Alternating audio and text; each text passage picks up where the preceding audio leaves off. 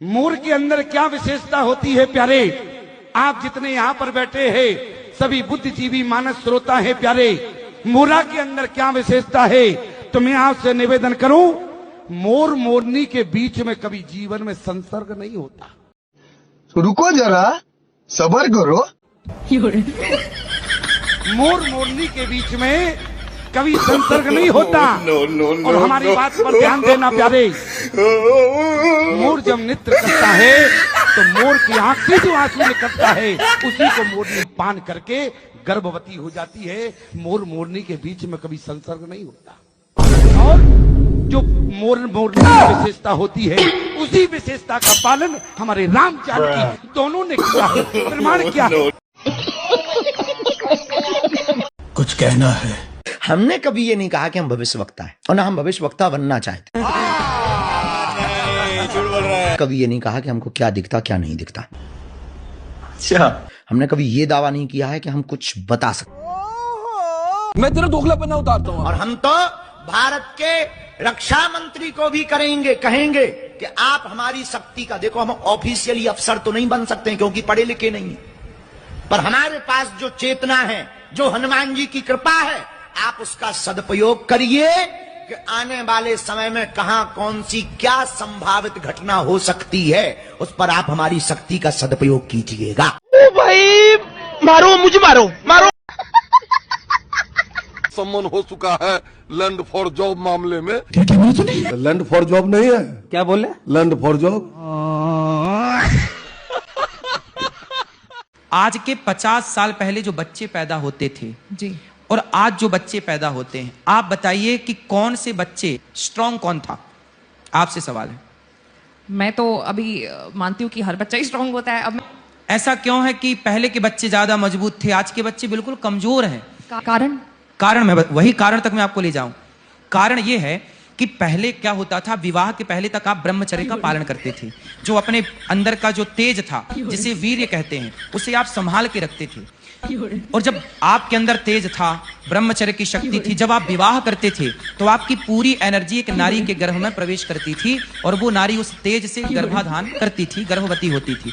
तो पूरी एनर्जी के साथ जब वो पूरी शक्ति उस नारी के भीतर प्रवेश करती है तो वो नारी के अंदर वो 9 महीने बच्चा तैयार होता है। उस शक्तिशाली वीर्य से एक शक्तिशाली संतान का निर्माण होता है, जो मेधावी होगी, बुद्धिमान होगी, शक्ति, शारीरिक शक्ति भी होगी। अब जब आपने पहले ही अपना पानी की तरह नाना प्रकार बार बार अपने तेज को समाप्त किया तो अब आपकी शक्ति तो खत्म हो गई। नो।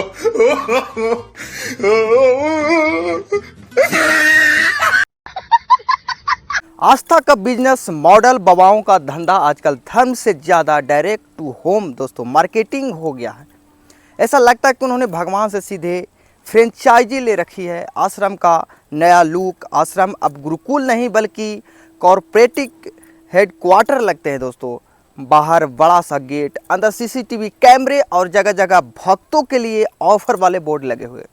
आज हवन कराएं तो अगले महीने पापों का 50% छूट, या फिर एक बार में 11,000 का दान करो और बाबा जी से सीधा वीडियो कॉल पाओ। ये आस्था की नहीं, आस्था की स्कीम की बात है दोस्तों। बाबा जी का प्रवचन सुनिए तो ऐसा लगता है कि किसी नेटवर्क मार्केटिंग की मीटिंग में आए हैं। तुम 5 नए भक्तों को जोड़ो, आश्रम से जोड़ो, वो 5 और जोड़ेंगे और सबको स्वर्ग में प्रीमियम पैकेज मिलेगा दोस्तों। उनके पास हर समस्या का हल है। अगर नौकरी नहीं मिल रही है तो बाबा जी की अंगूठी पहनो, और अगर शादी नहीं हो रही तो बाबा जी का ताबीज लो। ऐसा लगता है कि ये बाबा जी भगवान के कस्टमर केयर एग्जीक्यूटिव है। भक्तों की एक श्रद्धा भी गजब है दोस्तों। बाबा जी अगर कह दे कि पानी में भगवान है तो भक्त तुरंत तालाब में कूद पड़ते हैं, पर अगर कोई कह दे कि देश में गरीबी है तो वो लोग बोलेंगे कि ये सब माया है। बाबा जी ने सब ठीक कर दिया है। उनकी भक्ति में तर्क के लिए कोई जगह नहीं है दोस्तों। असल में यह पूरा खेल आस्था का नहीं, बिजनेस का है। फर्क बस इतना है कि दुकान में दाम लिखे होते हैं और आश्रम में क्या लिखा रहता है, दाम। तो दोस्तों यहाँ भक्त प्रोडक्ट है और मोच सिर्फ मार्केटिंग का टूल है। तो दोस्तों ये वीडियो और आगे देखने से पहले चैनल को सब्सक्राइब कर दिए। नए चैनल पर आए तो सब्सक्राइब करके लाइक करिए। और चलिए बाबा का धोती खोलते हैं इस वीडियो में। और साथ साथ दोस्तों मोदी जी हमारे पीएम हैं, जो अभी उनके ज़्यादा चर्चे में हैं, ज़्यादा वोट चोरी किए हैं। तो चलिए उनको थोड़ा रेलते हैं मिलके। मंदिर मस्जिद के नाम पर देश को लड़वाया किसने? तुमने। बिहार में यादवों को ब्राह्मण से, यूपी में ठाकुरों को दलित से और गुजरात में हिंदू को मुसलमान से लड़वाया किसने? तुमने। शाहरुख खान जैसे लोग जो इस देश की संस्कृति पर, देश की परंपरा पर हमला कर रहे हैं, उनका एक कृत्य उसी श्रेणी में आता है। यानी अब भाजपा का नहीं बल्कि भारत विरोधी स्वर ही उठाना शुरू किया है। दुर्भाग्य से उस स्वर के साथ शाहरुख खान जैसे लोगों के भी स्वर मिले हैं। शाहरुख खान को इस बात को याद रखना चाहिए कि अगर इस देश का बहुसंख्यक समाज उनकी फिल्मों का बहिष्कार कर देगा तो एक आम मुसलमान की तरह उनको भी सड़कों पर भटकना पड़ेगा। चड्ढा समझाओ इसे, समझाओ। मैं तुम्हें अभी समझाता हूँ कि फिल्म स्टार शाहरुख खान ने कतर के अमीर शेख से बात करके उन 8 भारतीयों को रिहा कराया जिन्हें वहां की अदालत ने जासूसी के लिए फांसी की सजा सुनाई थी। यानी खबर ये आई थी कि इन 8 लोगों को वहां से छोड़ने के पीछे असली कहानी ये है कि भारत सरकार ने शाहरुख खान की मदद ली। जलवा है हमारा।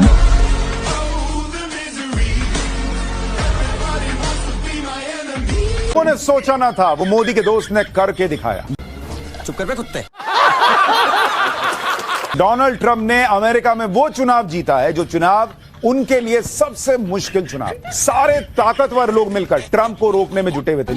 अच्छा, जैसे यहां नरेंद्र मोदी को तीसरी बार पीएम बनने से रोकने के लिए पूरा इकोसिस्टम काम कर रहा था, वैसे ही एक पूरा इकोसिस्टम ट्रंप को कुर्सी से तक पहुंचने से रोकने के लिए अमेरिका में लगा हुआ। लेकिन ट्रंप भी पीएम मोदी जैसे जिगरे वाले नेता दलाल दलाल बॉस, हार मानने वालों में से नहीं है। ये उन्होंने अपने कमबैक से साबित कर दिया। अच्छा जिस दिन भारतीय जनता पार्टी को मौका मिलेगा, एक एक पाई हिंदुस्तान की वापस लाई जाएगी और हिंदुस्तान के गरीबों के लिए काम लाई जाएगी। अरे रुको जरा, बताता हूँ, पहले ये देखो। पैसा किसका लगता है उससे मुझे कोई लेना देना नहीं है। अच्छा, वो डॉलर है, पाउंड है, वो करेंसी काली है, गोरी है, मुझे कोई लेना देना नहीं है। वाह, बड़ी बयानबाजी करके भारत के विदेश मंत्री चाइना गए और चाइना में जाकर के चाइना के साथ उनकी इन जो हरकतों के खिलाफ आवाज उठानी चाहिए थी, लाल आंख कर करके चाइना को समझाना चाहिए था। बात तो सही है। डूब मरो मेरे देश की सरकार चलाने वालों, डूब मरो। आपको शर्म आनी चाहिए। ये बड़ी अच्छी बात कही आप। नीतीश बाबू, आपका अहंकार आपको खा जाएगा।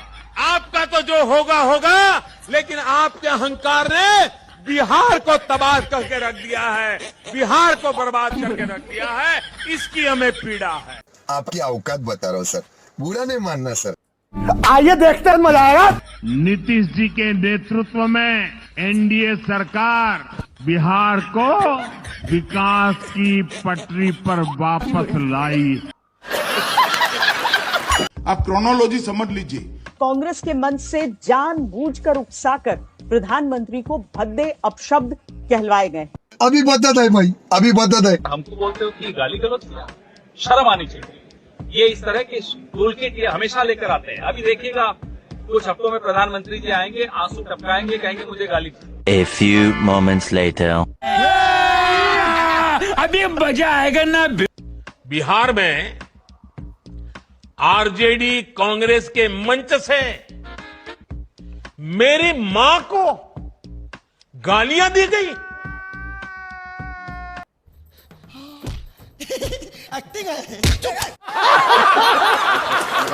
ये बार बार ये टूल किट चलेगा नहीं इनका।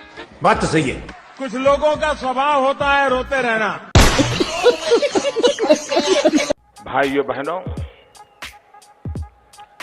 ये धरती वीरों की धरती है। ठीक है। अबे जल्दी बोल, कल सुबह पनवेल निकल। शूरवीरों की धरती है। अच्छा। और यहाँ का जवान मौत में मुट्ठी लेकर के पैदा होता है। क्या बोला तूने? यहाँ का जवान मौत में मुट्ठी लेकर के पैदा होता है। मोदी जी को जानते हो तुम लोग? मैंने आपकी वीडियो टीवी में देखी है। कहाँ देखा था? आपकी औकात बता रहा हूँ सर, बुरा नहीं मानना सर। भी आपको क्या करता था मैं टीवी में? बहुत चोरी। भारत के 600 करोड़ मतदाताओं ने मैं कब हो गया ये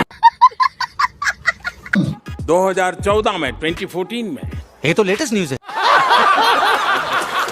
30 साल बाद पहली बार किसी एक राजनीतिक पार्टी को केंद्र में सरकार बनाने के लिए पूर्ण बहुमत दिया है। अभी बदत है भाई, अभी बदत है। अगर हमें इलेक्ट्रॉनिक डेटा मिल जाए हम साबित कर देंगे कि हिंदुस्तान का प्रधानमंत्री चोरी करके प्रधानमंत्री बना। ये तो लेने के देने पड़ गए।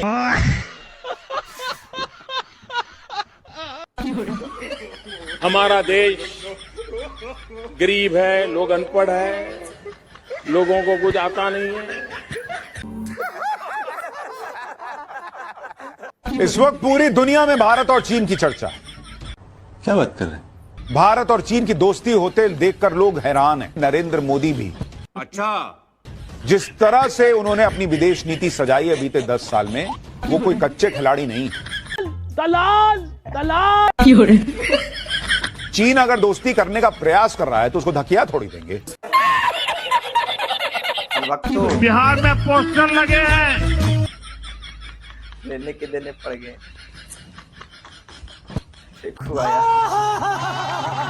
बर्तन को उल्टा करके उसमें छेद करके एक पाइप डाल दी और जो गटर से गैस निकलता था वो पाइपलाइन से उसके अपने चाय के ठेले में ले लिया। भाई साहब कुछ ज्यादा नहीं हो गया ये? मतलब कुछ भी। और वो चाय बनाने के लिए उसी गैस का उपयोग करके चाय बनाता था। सिंपल सी technology.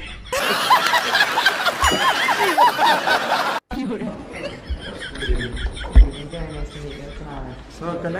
Hi, very nice to meet you. Baby Kelly. I saw your tweet Oh yes? with the umbrella. You have met me on Twitter? Are you on Twitter? Yes. That's funny.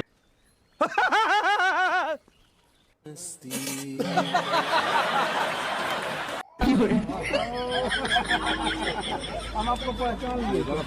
कितना कष्ट आपको हुआ होगा? काश कि इसमें chemical लगता है कुछ। प्रणाम राजा भैया। रुक जा 2 मिनट। प्रणाम। आप चारों जाते रहते हैं? हाँ मोदी जी भी। हाँ राजा भैया, बिहार में जहाँ लेकिन तहाँ जाते रहते हैं।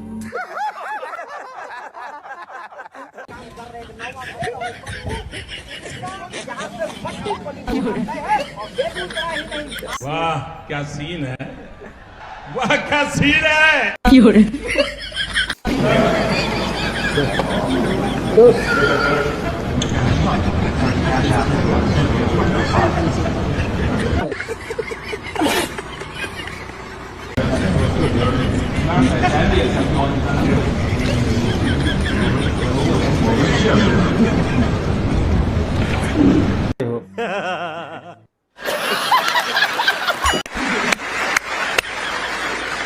Who had made history.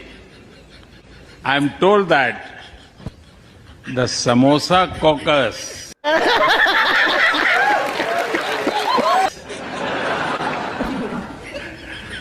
is now the flavor of the house.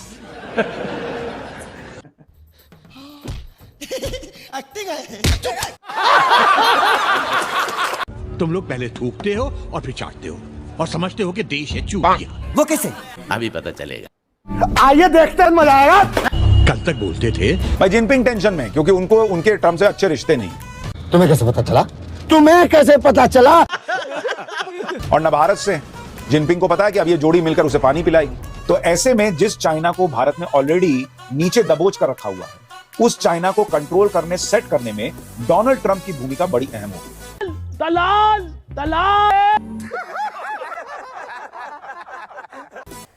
अरे भाई सुनो, ये आजकल के नेता नहीं, ये तो गांव की नुक्कड़ नाटक मंडली है। नाटक में एक नेता बनता है, एक जनता और बाकी लोग बस तालियां बजाते हैं, मंच पर आकर हाथ जोड़कर कहते हैं भाइयों और बहनों हम आपके सेवक हैं। लेकिन जैसे ही माइक बंद होता है दोस्तों, सीधा गाड़ी में बैठते हैं और सीधे शहर बड़े अस्पताल में इलाज करवाने जाते हैं। गांव में जब चुनाव आता है तो ये नेता ऐसे आते हैं जैसे गांव में पहली बार बिजली आई हो। सब जगह बल्ब जगमगाते हैं, रास्ते पर सफ़ेद चूना डाला जाता है और हर जगह हर घर में एक एक मुर्गा पहुंच जाता है, पर जैसे ही चुनाव खत्म होती है बिजली गायब, रास्ता फिर से धूल मिट्टी वाला और मुर्गी की हड्डी भी नहीं दिखती। दोस्तों इनका भाषण सुनो तो ऐसा लगता है कि जैसे ये नेता नहीं बल्कि मौसम विभाग वाले हो। हर बार नए वादे, नए आंकड़े। अब की बार पानी की कमी नहीं होगी, सूखा खत्म हो जाएगा, रोजगार की ऐसी बाढ़ ला देंगे कि गांव से हर जवान शहर में वापस आ जाएंगे। जितने गांव के हर जवान जो शहर में रहते हैं वो वापस आएंगे। पर असलियत में क्या होता है दोस्तों, गांव का पानी और सूखा जाता है और गांव का नौजवान शहर में जाकर ठेले पर चाय बेच रहा होता है। और सबसे मज़ेदार बात तो यह है कि जब कोई नेता हार जाता है तो वो गांव वालों को ऐसे कोसता है जैसे गांव में बच्चों ने उसकी चाय चोरी कर ली हो। मैंने तुम्हारे लिए इतना किया फिर भी तुमने मुझे वोट नहीं दिया। भाई ये नेता नहीं, ये गांव के शादी वाले टेंट वाले हैं। वादा करेंगे कि पूरा गांव सुंदर दुल्हन जैसा सजा देंगे, लेकिन असली में बस 2-4 गेंदे के फूल टांग कर कहेंगे कि बस इतने ही था मेरे पास। तो भाई ये देश नाटक से नहीं चलेगा, चलेगा तो काम से। और ये गांव के लोग अब समझ चुके हैं कि असली नेता वो है जो काम करे, नाटक नहीं। तो दोस्तों जैसे कि देख रहे हैं कि आजकल बहुत ज़्यादा चुनावी माहौल बना हुआ है और 2026 में बिहार में जो इलेक्शन होने वाला है तो उनमें बहुत ज़्यादा मुद्दे उठ रहे हैं। विपक्ष और पक्ष उनके बारे में बोलते हैं। अनभक्तों के ऊपर भी आप लोग थोड़ा कमेंट कर दीजिएगा कि क्या अनभक्त का आँख खुला है या नहीं। तो चलिए मिलते हैं नेक्स्ट वीडियो के साथ, तब तक के लिए जय हिंद।